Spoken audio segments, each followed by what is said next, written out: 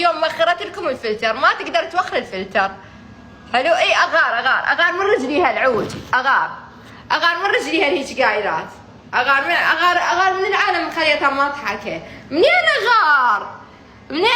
لو من اللغلوغ اللي خربته وصار هيك اكل لغلوغين حاليا، واحد منا هيك قايل. ولك منين اغار ام الدروب؟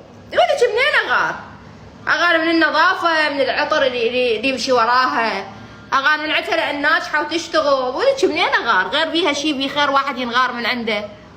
ولك منين اغار؟ من الطبخ مالتها، من المطبخ اللي يخبط. ولك منين اغار؟ بس انا ضايجه لان عندنا بالعراق هيك شكيلات وجاي طشين، انا ضايجه من هاي ضايجه.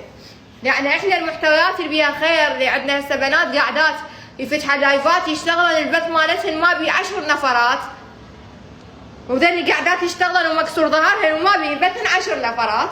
يعني ابسط شيء هاي عندكم متين وبعد محمودي تبيع عنها زون وبعد وكانت تخلي البث مالتهن بحساب وهم البث مالتهن 10 وتفتح بث من 7 الصبح ل 12 الظهر قاعده مكسور ظهرها تبيع وبثها ب 10. وتجيكم هاي بنت الديوانيه اللي كاتلها الوسخ اللي الطاقه خايسه للبنات بثها ب 20 ولكم والله جرم هذا. انا من هاي ضايجه، انا ما ضايجه عليها ولا ضايجه منها ولا انه اني مثلا اغار من عندها، لا حبي.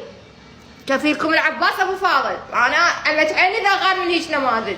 اي والله دز حروف انجليزيه ترى راح انحضر بث عليه تغيير. والله العظيم بطرانين انتو عمي. هسه غير يجي يجيب لي ليش بنت.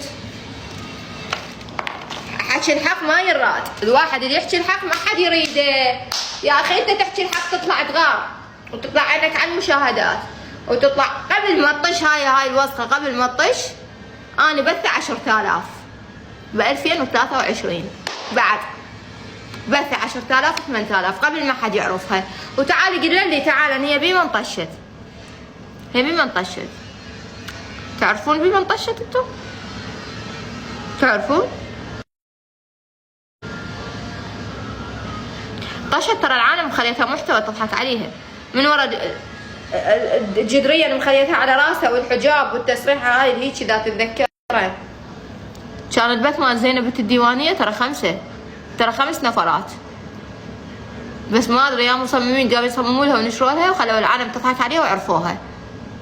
عاد اجى فلان اخذها ذيحها طلعها قامت تروح لفلان مكان تصور شوي صار براسها خير عود وهم ما صار براسها خير. كل شيء ماكو. شو مستفادين من عندها انتم غير العار والضحك العالم تضحك علينا؟ شو مستفادين؟